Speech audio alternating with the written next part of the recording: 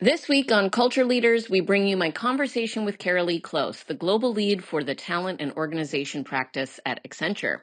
This episode is all about AI. Karalee and I both spend a lot of time thinking about the web of relationships between AI employees and corporate structures and how to manage change in the face of a new technological era. Karalee is focused on finding ways to make the technology to increase and improve our human interactions rather than replace them. She explains how she's thinking about changing incentive structures in the companies that Accenture advises, including co-learning models that help both AI and humans learn, and her concept of amplified intelligence, where technology enhances human performance. We also talk about some of the concerns from skeptics about job loss and AI ethics, and how Karalee predicts there will be a growing need for human skills like empathy and creative problem solving, and that companies that take a responsible approach to AI will win out in the end. It's a fascinating conversation, and what I appreciated about it the most was there wasn't a bunch of PR BS. She was speaking honestly about AI and not just trying to spin AI into being all positive. So please welcome Karalee Close. Karalee, thank you so much for joining us. I can't wait to hear, what is your why? Well, it's an interesting question, the why. I think my why has evolved over time. And when I started my career, I probably wasn't sure what my why was. But I've spent my career at the intersection of strategy, technology, and people. And I've really been interested in learning and growing sort of at the edge of my comfort zone. So always looked for more exciting work. And that sort of got me to technology and change. So, over 25 years, I've really been enjoying sort of being involved in really hard, complex business problems, but also creating new ways to solve those with technology. And I guess my why is I believe technology is the human advantage, and I love to help companies innovate to solve problems differently using the latest technology that's available to us. That's fascinating. Tell me how technology is the human advantage. Well, I mean, if you think about it, we've had fire, we've had wheels, we've had factories, we've had digital, we've had AI, now we have Gen AI. And humans create that technology. And sometimes I think we feel like that technology is doing something to us. And I have a real passion for saying, well, actually, that technology is available to us. How do we create it, a moment where we can create advantage for that? So I think it is our advantage, and it is in our control and our gift to work out how to use it to solve old problems in new ways and how to solve entirely new problems. So I think of it as a really positive thing where harnessed and used in the right way, technology really creates human potential that's very different than if we didn't have it.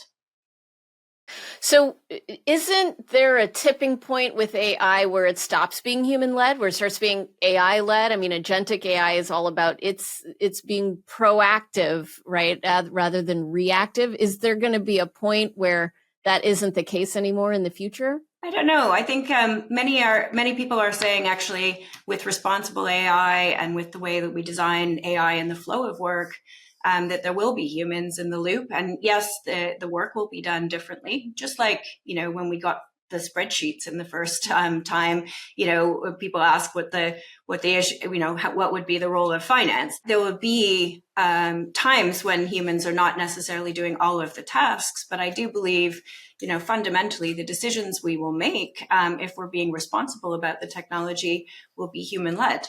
Yeah. Do you see responsible AI as being very popular? It's popular amongst the people and the journalists. Is it popular amongst the big tech executives and AI startup founders? Yeah, I think yes, absolutely. I think there's a lot of excitement around what technology can do. There's been excitement about technology for, my whole career. It's why I got into technology. There's a lot of potential. Responsible AI is something that is intricately linked to the value creation of, in this next era, it's going to be those that have harnessed responsible AI will be able to create value from it. Those that have responsible approaches will build trust with employees, and that will be one of the unlocks to scaling this technology effectively.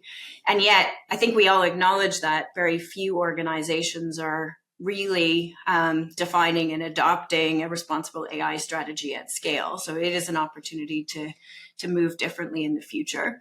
But I think the responsible use and the ability to drive trust with employees is going to be a real unlock for value creation in the next era.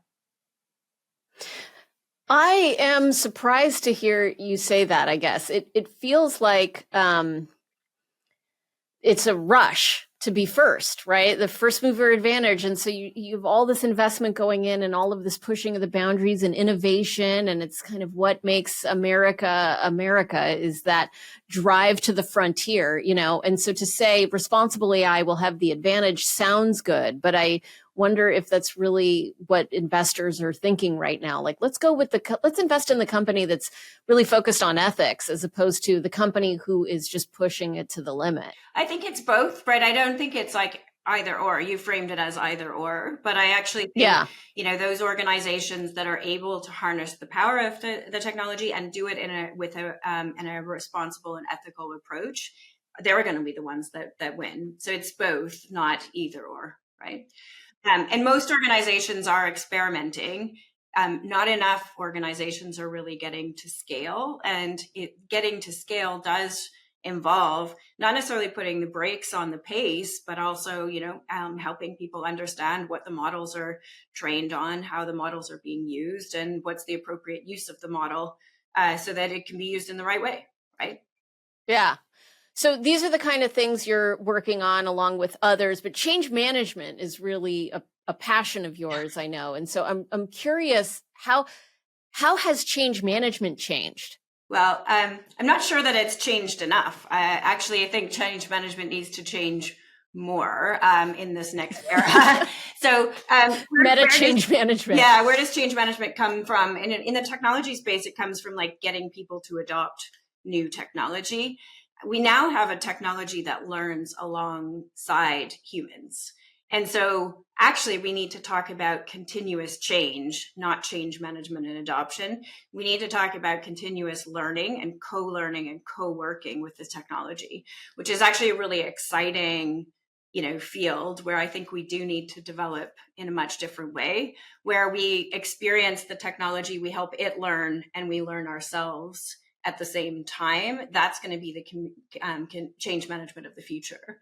It's going to be the continuous learning and continuous change that's done in a responsible way. Okay, that's interesting. So what does that co-learning look like, right? In the old world, change management, let's say with digital transformation, right, is you've got a bunch of employees. We need them to understand why this technology is going to help them, get them to embrace it and adopt it. And then that, we'll do basically a bunch of training and a bunch of communications. Yep. And that is the change management plan for digital transformation. Paint the picture of what the co-learning model you're talking about looks like. Yeah, well, the co-learning, I would just give you a practical example. So we're doing some of the most extensive Gen AI work in the world across industries and across functions. But importantly, at Accenture, we like to use the technology on our own functions. So I've been working with our marketing department on implementing agentic architecture in sort of end-to-end campaign management. And the co-learning there means, so day one, we have an intelligent agent that can look at content and can look outside at the all of the other publications that have happened in the rest of the world and compare an idea that we have for a publication. You can imagine we have a lot of ideas with the size that we are. Compare that idea with what's been published and say, how unique is it? How is it compared to what we're trying to position in terms of our brand? Really interesting. Day one, the model is pretty good, but it's not perfect. It is actually better when we provide feedback. So we found that, our marketeers providing feedback to the models, coaching the model effectively, actually got a better result. Interestingly, people working with the agent then needed to provide feedback, but they also then needed to learn how to ask the agent the appropriate questions. So they needed to learn how to prompt. And actually, even over a short period of time, in as little as 2 to 3 weeks, we saw an exponential learning between the intelligent agent and the marketeer, if there was a context of that continuous feedback loop, right? So I think that's an interesting area for change management. It's not like, here, Jessica, I'm going to give you a piece of technology and here's how you're going to use it, but I'm actually creating the context where the human and the intelligent agent are working together to solve a problem. And one of the interesting things in terms of adoption was we gave them the ability to say thumbs up, thumbs down on the recommendation from the agent. And that was an important sort of bit of tissue connection between the person doing the work and the intelligent agent to say they could still review the work. So they were still, in fact, a little bit in charge of the work as it got done.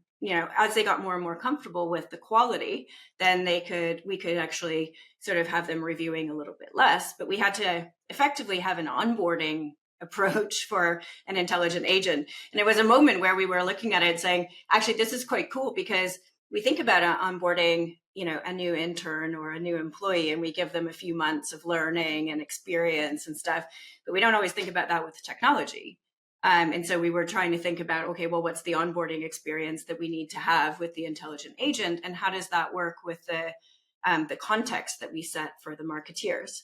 And interestingly, the context for marketeers is a little bit interesting. When you start talking about intelligent agents, what people think about is a science fiction movie. They think about something that's going to come and take over Battlestar Galactica. Yeah. And so I had to play with that in the communication. So I was like, how do we frame this so it's not like a whole bunch of robots, but it's basically a set of technologies that help marketeers do their best work. And so we started to play with, the imagery coming out of the tech function was basically, here's these robot agents. And I was like, can you please take that away? We ended up with, we talked about the agents being super agents or utility agents. And we talked about not necessarily that they were like human coworkers, because I think that's a little disingenuous, but we were starting to talk about how would these agents work in the flow of work with the marketeers.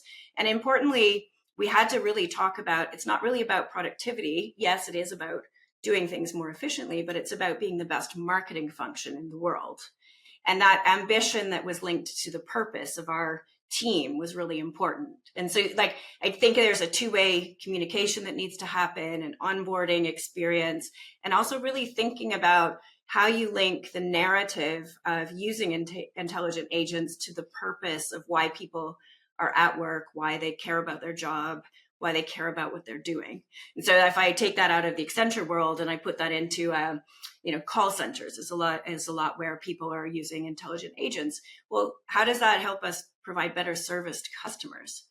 I think that sometimes in the technology world, we say, well, technology will automate and the robots will take over the world and stuff. And actually, that's not really fair. I think what we can do is say, how do we achieve the purpose of our company, of our teams in a much better way using the technology? Back to this, technology is our human advantage. What is it that it's going to do to help us do things better? And I think, yes, we will be more productive, and yes, people's jobs will change, but the narrative that links to purpose and the results not only being about efficiency, but about being really effective and doing things differently is going to be important in the future. So that's a different part of change. It's a deeper part of change, right? Yeah, this feels like maybe it feels more emotional because we've seen all the sci-fi movies that depict the robots, right?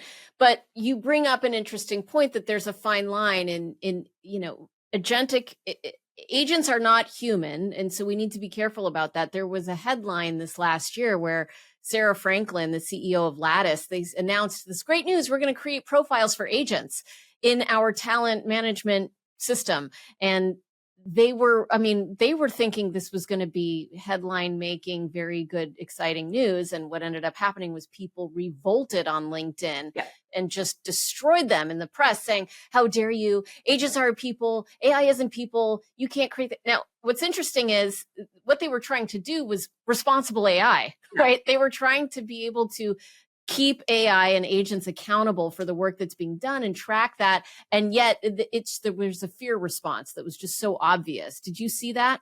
Yes, I did. And you can see it. And the facts are there, right? And the press doesn't help us, right? Because a lot of the narrative is, robots taking over the world and job loss and the like. The fact is that jobs will change.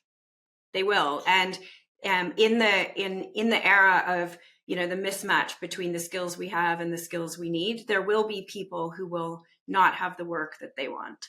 And so I think what's upon us is an era where we need to help companies really find ways to understand that skill gap and create opportunities for employees to move as much as possible, and to develop a continuous learning as well as continuous change cycle for their talent. And the other thing is really to not go too far on this humanization thing, right? We just published something on our future life trends on the dignity of work, and I'm quite passionate about that. And it cautions us to really, the data actually cautions us to really avoid over humanizing the technology, and to actually use this moment in time to create more human interaction. So it's sort of an interesting paradox, if you will. So we have more technology available to us, but yet we have to find ways to use this moment to be more human in our interactions, and use the technology to enable us to do that. What do I mean by that? I mean, the tasks that I could do more easily using Gen AI create space for me. When I have that space in my job, I then have more time for more human interactions? Or does the Gen AI prompt me in new ways to be more human in my interactions with my teams? And a good example of that is, I can actually, within Accenture and my team, predict people that are at risk of leaving. And actually using the Gen AI, I can actually then create moments where I can have more human interaction, more human tissue connection, because I can learn more about what's happening with teams.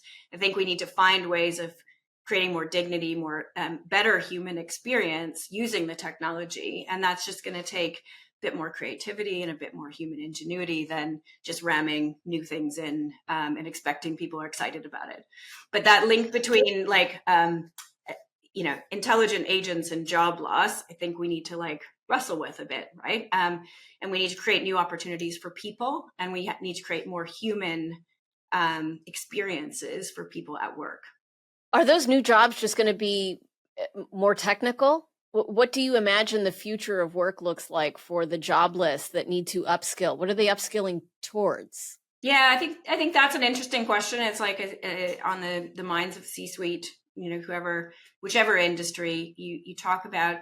I think there will be new technology related roles. There'll also be new roles where there's a need for fusion skills. So more empathy, more human understanding, more human-centered design in the way that business processes work. There'll be a lot more work on redesigning the way that work actually happens, and also providing feedback to the agents. And I think I always go back to the sort of image of when we introduced spreadsheets, and finance departments were saying, "Oh, what are we actually going to do?" Or we introduced technology in call centers, and people say, "Well, there's not going to be any more call centers."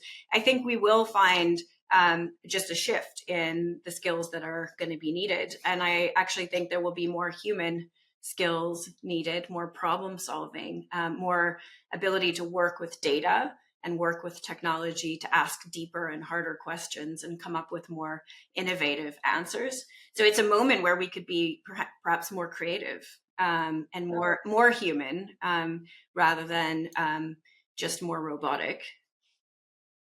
Yeah. But it's funny though, because I just met with a vendor who has an AI tool that can create more empathy in the workplace through carefully crafting communications, kind of inserting AI in between you and me as colleagues, so that when I talk to you, AI sends it through a filter. Let's say everyone takes a personality assessment. Now this AI bot, I'm not the technical person, you are, but it understands how I like to be communicated with and what my personality is and how I like to work. And it understands that about you. I send you an email and the AI tool says, well, wait a minute, actually, Karalee would rather you start with your point and end with a story. Whereas when then you respond to me, it says, well, actually, Jessica would like you to start by asking her how her weekend was. Right. And so it's maybe increasing empathy, but it also feels like this strange dystopian, are we even communicating if AI is making it better for both of us? And it's not really how I talk or how you talk. Yeah. Have you seen these tools? Yeah, I have. And in fact, we had one around synthesizing some performance feedback and input into performance reviews. And I had to play with it, and I still feel like at some level it's good to have a recommendation, but actually the way that I would write the communication to somebody who works for me, who spent all year working for me tirelessly, I think I still need to put my own, personal touch on it. I've seen the tools, and Right. I've had some great debates with chief people officers on, how far can you take this? And again, I think it helps us understand and segment and become more intuitive, but it doesn't replace the judgment that humans have, right? And I think that's where we're going to have to find where's the delicate balance of, well, if I just spit out something to you at the end of the year in a performance review and you knew it was written by Gen AI, you would be very frustrated, right? If it, Yeah. so I think at some level, if it helps personalize, I think that's helpful. If it helps provide a recommendation, it's helpful, but it doesn't really necessarily replace the judgment of a leader in some of these instances. So I think there was a bit of like a really healthy debate amongst chief people officers at one event that I was just at, and there was someone from a more tech firm that said actually all of this stuff could be just absolutely be automated, and then others are saying, well, if you do that and then it becomes disingenuous, then you miss that human connection that people have and that people need. So I think you need to find the balance of providing recommendations and being more personal, but equally being personal yourself with the messaging or with the recommendations that will come. I mean, if you take it just as an example of like your own personal experience in working like with like let's say you're booking an airline ticket and the airline knows a certain amount about you, that's great, but it's only as good as the thing is the recommendation. It's actually even sometimes when you have a real issue or you really need help, you do want to talk to a person. And so I think what's exciting is when you get the person is actually their human performance is amplified with the technology as opposed to it's just replaced. What do I mean by that is, well, if I have 1,000 people working for me and I get recommendations around what's really on the minds of my team, I can actually be better at my communication and better at reaching people. That's amplified intelligence. If I just say, well, that will spit out my comms and I don't have to care about it, I think that's artificial intelligence. And the difference between amplified intelligence and artificial is an interesting one to play with. And I feel quite strongly that this is a moment where we can use AI to amplify intelligence rather than just make it artificial, if you know what I mean. Yeah. Well, it's interesting you're talking about comms specifically because I feel like the trend in leadership communications, I'm talking CEOs talking to their town hall entire teams or even releasing press releases. It's become more and more artificial, whether it's because of AI or not. It's like everything has become so scrubbed and so clean, and everyone's so nervous that they say what ends up feeling like nothing, and there's no authenticity in it. And I almost feel like we need to get back to realness in the way that we communicate, because that lack of trust is being perpetuated from these bullet points that we see CEOs reading the notes while they're on the Zoom call. And it's like, hello, we're right here. Can you just talk to us about what's going on, And chief people officers are trying to solve for that. You're giving a lot of credit, though, to the leader to understand the nuance between choosing and not. I think a lot of middle managers are underprepared for real leadership, and they're being given these tools and they're just applying it, and then it's creating chaos. That's another interesting question about middle managers. I mean, we're seeing the decimation of middle management in organization structures. Are you seeing that with your clients as well? Has AI reduced that middle layer? I don't know if it's reduced. I think it will definitely challenge some of those layers, right? It's certainly in areas where the middle managers are the sort of filter and forward function, if you know what I mean. Yeah. I do think the ability to scale some of this stuff does get stuck with middle managers because of the fear of job loss. I think the organizations that actually unlock the attention and the drive of those middle managers are going to be the ones that are a bit more interesting to watch, right? But I do feel like there's what is that middle layer doing, and are they in the way or not is one thing. The other thing is the functional silos that have existed, I think, will come into question. So what happens between sales and marketing and call centers, service and support and the like, we're starting to see, well, hang on a minute, if you have a mix of intelligent agents that can do coordination across functions, do you need the same functional boundaries, right? And do you have a new level of intelligence that even humans can't sort right now, which is, integrated business planning is a great example of, that's a very complicated set of handoffs. People are doing it right now with a bit of automation and then human ingenuity on top of it. I think there's some better ways. I would call that new levels of connectional intelligence. There'll be more there. And so I do think the middle managers are going to have to think about what's their role in innovating. So the ones that will have jobs will be the ones that embrace AI, that find new ways to solve problems. And unfortunately, some of the behavior is a control, right? Because, right. It's like, well, the thing that made me successful is like, I'm owning this information and I'm going to share it with this other function when I decide, right? That they can't live without me. Yeah. That kind of behavior stands in the way. And I've lived like 10 years of AI at scale and digital transformation and stuff. The biggest gap is not the technology. The biggest gap is that middle layer in the organization and people's willingness to change, frankly.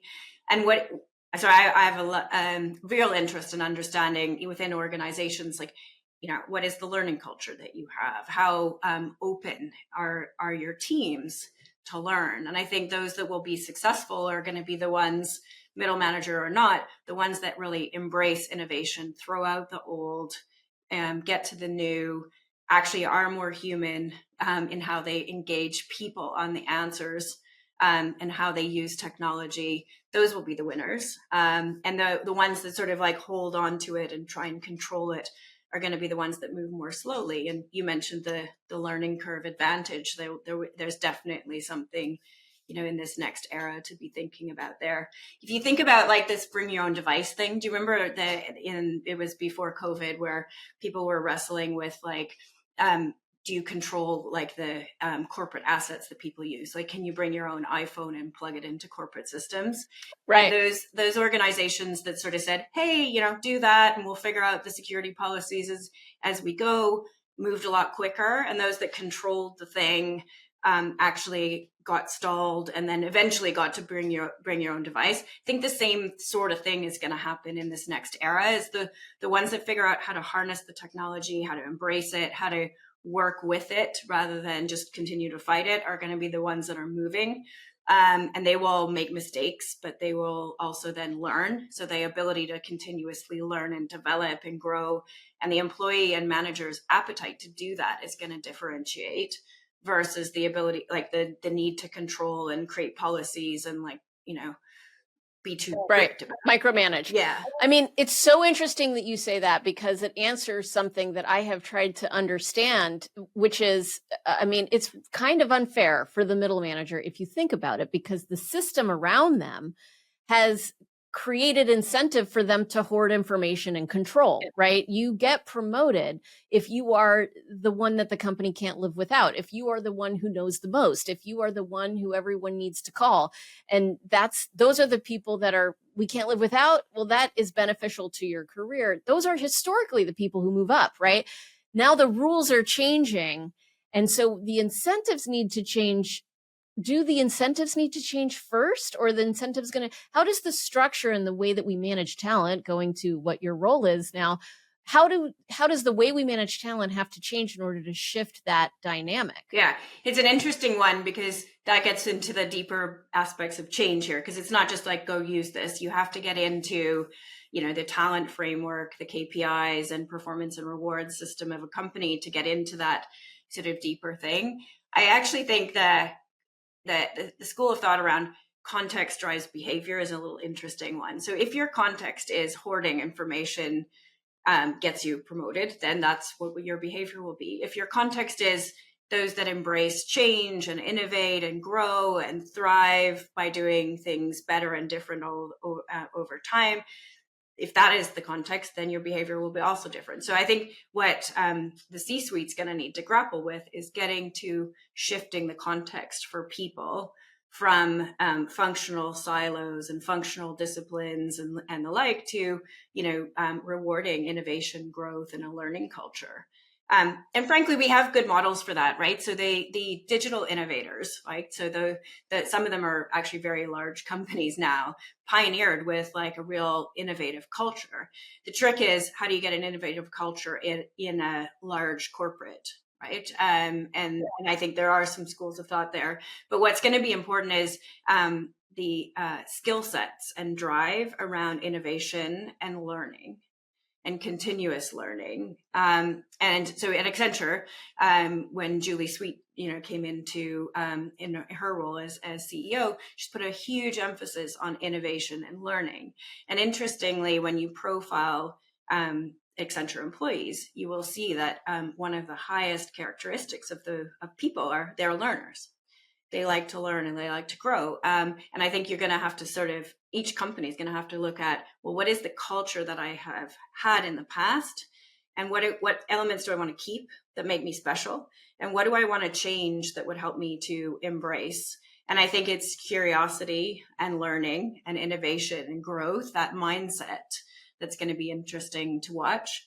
Interestingly, that mindset's a healthy one for things like diversity, equity, and inclusion, and the like. So I actually think it's quite a positive time to reflect on what is your organizational culture and how you can think differently about the pace of change and the pace of innovation that you can drive. And a lot of people say, oh, it's because of technology. I don't think it is, but it's a good moment to be thinking about it, because without some of those cultural shifts, you're not going to get the impact from the technology. Yeah, well, we did research with Stanford last year to look at which culture type drove the most results. And it was an adaptive culture, one that is able to shift and learn. I mean, it's exactly what you're saying. So it's not just better for our personal growth, it's better for the business, which ultimately it needs to be, because it's interesting you say it requires us to look at our performance evaluations and our KPIs and our metrics and what competencies and upskill.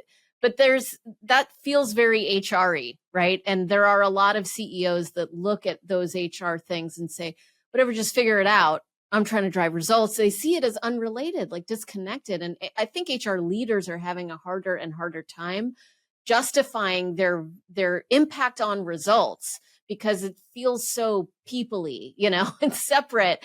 How do you bring those two back together when you're working with a client where the CEO is like, that's HR, I'm going to go talk to the, chief revenue officer? Yeah. So it's interesting because I think the unlock is the functional discipline or the business discipline, HR and tech working together. Because it's not HR alone and it's not tech alone and it's not the business guy alone. So it's a much more cross-functional approach that unlocks the stuff with speed and scale. And then the HR stuff is basically HR needs to shift to better understanding of skills. So the understanding of skills versus jobs. So what skills do I have and how do I craft the next era of jobs, and how do I help people move through a job framework that and promotes continuous learning and development and creates a context for people to develop and grow, right? So that's the HR thing. The technology thing is, how do I get the right stuff to people? And actually, how do I innovate even in the way that I deliver learning and development, performance and reward? And then in the business side, it's going to be, well, how do I actually create the context for people to move differently? How do I change my process? How do I change the way that I deliver, whether it's marketing or finance or supply chain, right? It's the three things together that unlock real value. It's not just one or the other. And that's another area of leadership that I think we're going to see in the next era, is like those people that can think cross-functionally and work across disciplines are going to be really valuable. So I mean, you can't change a business without changing your people and changing your technology. And it's that combo that you're going to need. And I think some of the chief HR officers, the chief people officers, they have to become fluent in technology to be relevant to the business. They have to think differently about org design. They have to think differently about skills. I think we're also going to see a massive shift in the way we deal with corporate learning. And it doesn't always live in HR, but wherever it lives in the organization, corporate learning is going to change. We're not getting the right people out of universities. We're not having people sit in jobs that work through a framework of, do this one role and then do this next role and do this next role. And frankly, the next generation actually wants something that's very different in terms of their relationship with their employer. So I think we're really going to have to innovate, using technology in that field of HR, but applied to business problems. Yeah, that's interesting. I was at Oracle for 10 years doing organizational development, and the way that they solved for figuring that out was doing Oracle at Oracle. I mean, our HR team was implementing technology at Oracle as a client. Yeah. Oracle was creating the software, right? And then we were learning how it helped, how it didn't, what impact it has. And then we were able to go sell it more effectively because we were the first and biggest client that had ever used it. And we kind of practiced what we preached. Do you do Accenture at Accenture? Yes, a lot, Yeah. actually. And it's one of the things that our CEO, Julie Sweet, really emphasizes is being our own best reference. So actually, the skills-based organization work that we do with clients is actually based on, doing that for 750,000 people at Accenture, and the learning that we had around doing that. And some of the pioneering that we've done actually has been put into some of the main tech platforms, because some of the actual, packaged applications don't necessarily do everything that we, would need it to do.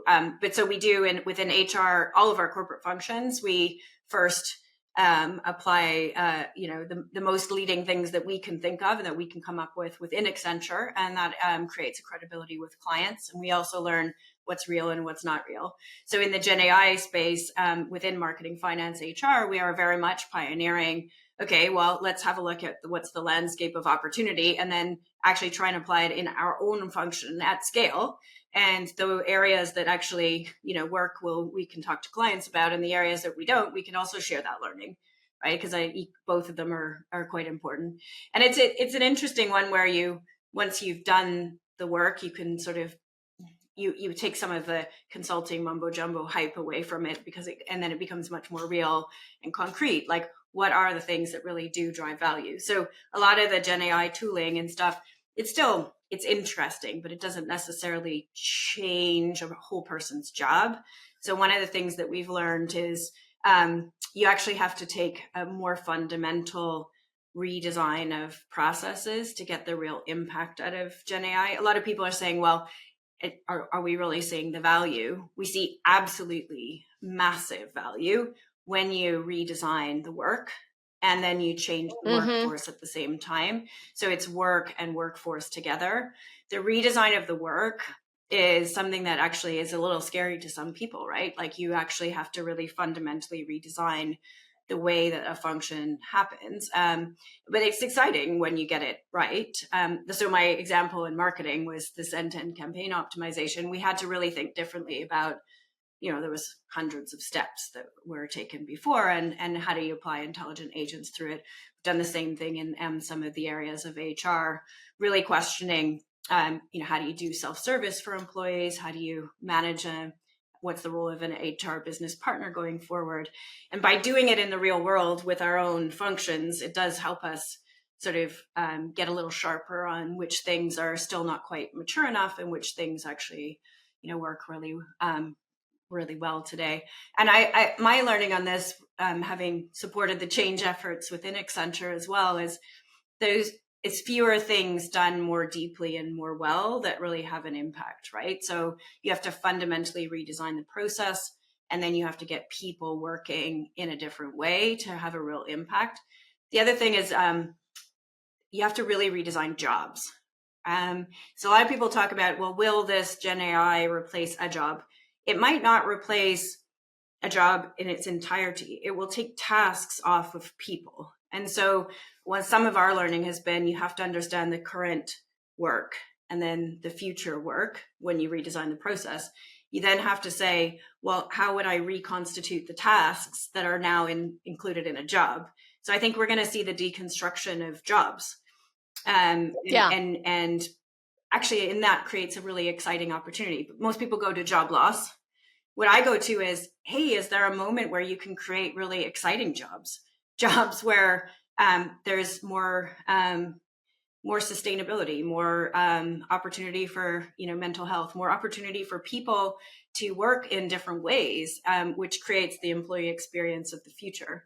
So back to the why, question that you asked at the beginning, I feel like there's a moment in time where, because there's such a fundamental shift, a generational shift in technology, we will be defining the future employee experience, and in this next era.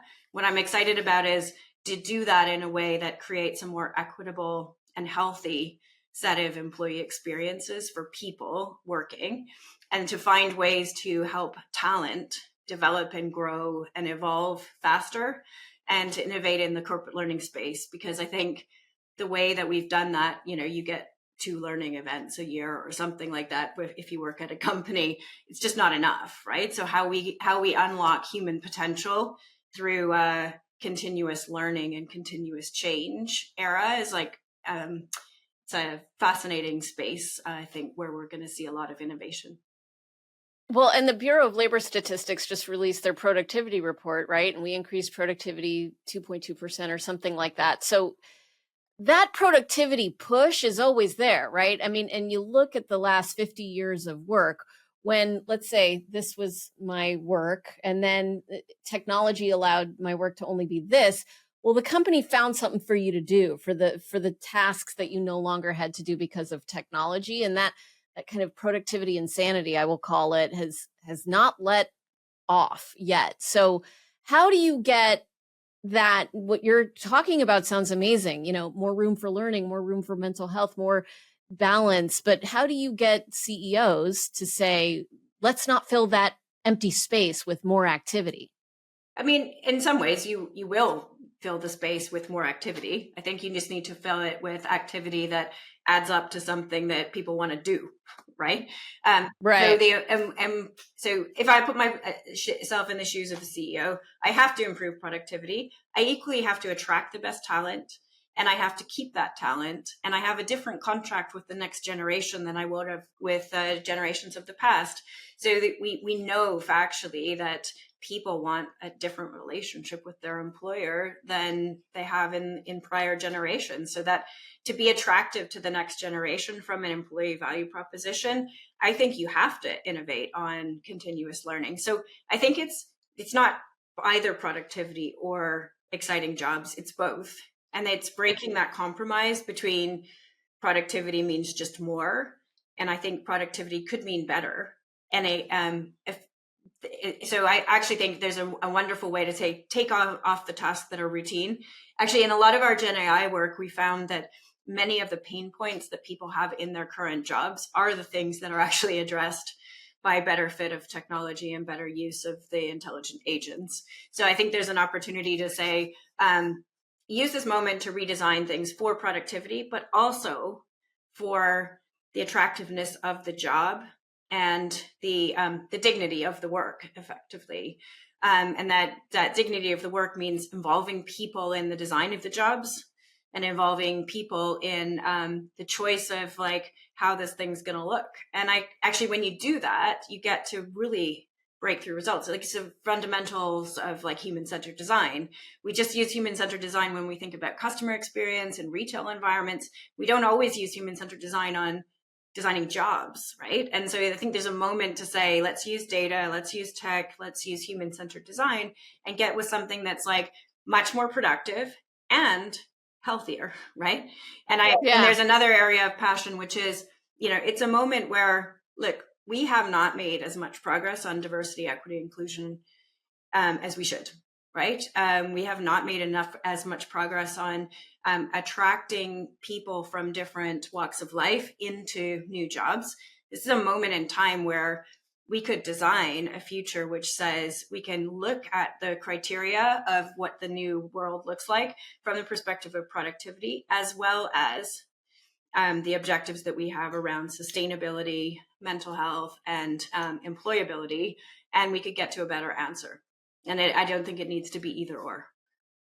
Yeah, I mean, ideally, that would be great. What we've seen historically is that with the economic cycles, CEOs come and go from caring about employee experiences, right? I mean, when the market is tough and it's hard to find top talent, they invest heavily in the employee experience and benefits for employees, and they give people the ability to work from home or whatever. And then as it lets off, then suddenly we forget that we cared so much about, and then you hear headlines like I just saw one this week. There are vast swaths of managers, hiring managers now who don't want to hire Gen Z because Gen Z's expectations are too high. So forget them, and the hope is that we won't need them because with the advancement of technology and the increased productivity that we'll be able to get away with it without hiring them. So do you predict that we will need people as much as maybe it seems like unemployment is pretty low right now? Will we still need people as much in the future with the advancement of technology and this joblessness that will come and the upskilling that we'll have to react with? I mean, I think we'll have different jobs. I think the question is, because you continue to drive productivity as a nation or across industries, right? So I think the interesting thing will be like the ability of people to work in different ways, and the ability of us to adapt the skills that we need. I think there's a big gap between the skills we have and the skills we will need, and so it's less about jobs and it's more about the match between skills and job and work that I would be thinking about. So that Yeah, and that exists now in the hourly workforce, right? it I mean, in existed like manufacturing. sorry to interrupt, but it existed in the industrial age. It just happened over Yeah. multi. You had that sort of with the industrial age. You had this mismatch between people that worked in farms and people that worked in factories, right? But it happened over quite a large amount of time. What the issue is what we have now is it's not a lot of time. This thing's moving a lot faster, and so I think it'll be the people that are going to be willing to change and willing to grow and learn that are going to be the ones that will have the jobs, and that will have continued employment. And then the question for government and for society is going to be, how do you actually shift the context of people who maybe don't fall in that place of really wanting to learn and grow.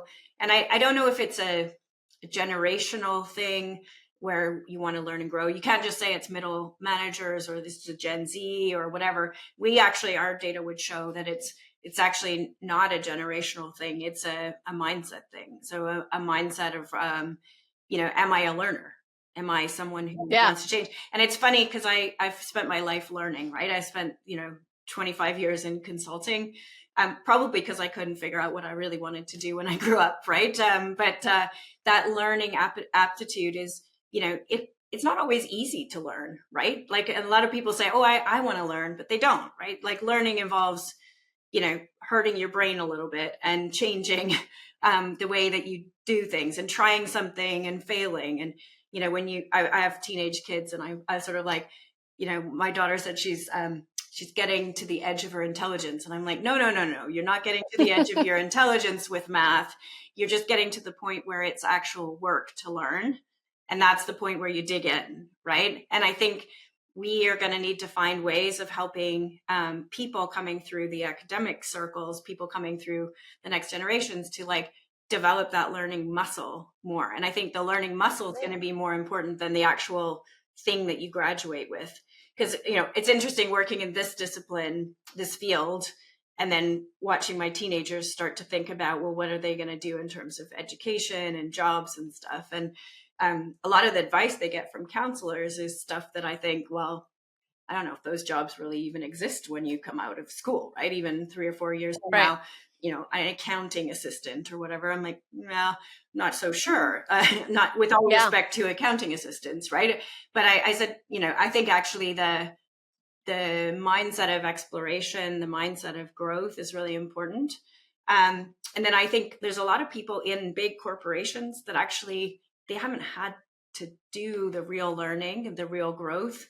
And that's the unlock for many CEOs, is to think about what's the thing that they need to do, what's the set of experiences that they need to do to get more of their people moving, right? To get more of their people feeling like if they take a risk and if they try something different, that will be okay, right? And a lot of people say that, but all the performance and reward things don't let you do that, right? Um, and then how do I create the context where people can move? Like maybe you're a finance person, but I need somebody that's doing like prompt engineering in the HR space. Like, how do I move those people from one place in the organization to another when it's not just a standard selection process, right? So like, I think our clients are starting to really ask those questions of like, okay, so these are the skills I have and I need. How do I move people? And I'm not sure we've really worked that totally through just yet around, well, what are the base skills that you have, and then what are the next adjacent skills? So we have that within Accenture in our technology function. We can actually look at the kind of skills we have and start to say, well, I can develop the next era of skills in a few areas. That's great in technology. We're going to need to do that all over the place, right? To say, if you looked at me as an employee, the skills and experiences that I had, what else could I be doing besides the job that I'm doing today? And how would I demonstrate that I could learn that stuff, and how quickly? Right. Yeah. And part of the problem in doing that is that the org design will inevitably have to change, right? Theoretically, you were talking earlier, we're not going to be in these functional silos anymore, which, by the way, is the number one complaint that clients come to us for is we're operating in silos. We need cross-organizational collaboration more. I mean, it's been the challenge for as long as I've been in my consulting career, So imagine the future of work in which the typical organization is not designed by function, but is designed by work process, for example, given your example. Is that what the future of org design looks like, work process? Well, it's a big question what the future of org design is. I think, that within the sort of agile at scale disciplines, there's some decent stuff around it's around value stream. I think many organizations are going to go more to like closer to customer, closer to value, cross-functional teams working together, and platform work comes into that. I think we really need to start experimenting more with what is the org design of the future when you have collections of intelligent agents that can do a lot of the coordination and collaboration. I think this sort of like you are finance, you are HR, you are IT is going to have to move to people that are working more closely together to solve customer needs, or employee needs, and that sort of the disciplines around agile or platform or agile at scale tend to be the ones that are a bit more progressive. But equally, I think there are, there's a good amount of discussion around, well, could you get to even more like self-tuning organizations where even the way that people are staffed and assigned into functions becomes a little bit more fluid. And a lot of people feel like, well, that's a little crazy because it's hard to manage it, right? But I think with data and systems, we'll be able to say you could post activities that are available to people and people could self-select into work, right? And there's some good examples of pilots in those areas. I think, the fundamentals are going to have to manage the sort of structure in some way, shape, or form, as well as performance and reward in some way, shape, or form. But the ability to like organize people more along the lines of value and have them working together more quickly will be really important. And I think the culture of doing that, I always look to the tech natives for, they come together in a really fluid way quite often times. And even large organizations that have gone into the sort of agile at scale have done really nice things around organizing on customer value streams. So banking's done that for quite a few years. But I think there'll be new ways of talking about organization design in the future. Yeah, brilliant. Well, I have 1,000 more questions. I just looked at the time and we have to wrap it up, which I'm so disappointed about because this has been so interesting. Thank you for sharing your expertise with us. So I have one more question though before you go, which is, what is one thing that you don't get asked about very often in these types of interviews that you wish you were asked more often? I think what I don't get asked about as much is, what's the positive inflection point that we could create in this moment where actually there's a lot of change in organizations, and the impact that we could have on diversity, equity, and inclusion? And by that, I mean, look, if 44% of working hours are going to change, if a lot of the jobs are going to be reconstituted, why is this not a moment where we actually take a big step forward in creating more opportunities for people from different walks of life, and to fix some of the age-old issues of diversity that we have had for a long time? So I would encourage a dialogue of, this is a moment in time, a generational moment where we have the opportunity to change companies. I would encourage us to not think about it as, well, what's going to be automated and what's going to be lost, but what are the opportunities to actually create new things that solve our old issues, right? So I think this is a moment in time where we have the opportunity to change companies for the better and to pioneer and innovate in the way companies are designed, the way leaders lead, the way people show up to work. And I think it's a moment where we can amplify human intelligence rather than just think about what's artificial and what's automated and what the technology might do to us. Karalee Close, that was amazing. I would love to have you back on to talk about that more and hear ways in which you see that happening in the future, because I mean, it's such a refreshing way of looking at the future right now. We're being bombarded with bad news, and there's silver lining. There's light at the end of the tunnel. According to you, I want to get on your tunnel, on your train, I guess.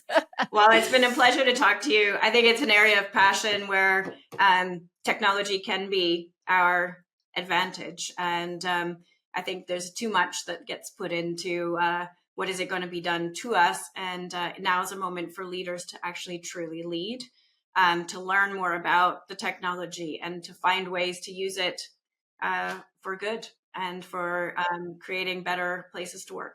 And to take accountability. I mean, it's so easy to just point the finger at big tech or AI startups or investors and say, look, they're ruining our world. That's a lot harder, but a lot more rewarding to say, what about this can I control, and how can I influence this? How can I implement this in my organization for good and for a different reality in the future where everyone's thriving more? Yeah.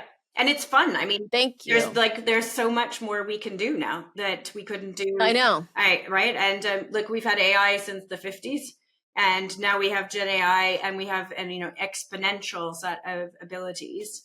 It's just a moment to sort of lean in and to, like, if you're afraid of what's out there, to learn more about it, and to demystify it for yourself, because I think your own learning is part of the unlock, right? Awesome. Thank you so much, Karalee. It was so great to have you on. All right. Thanks. It was a pleasure talking to you.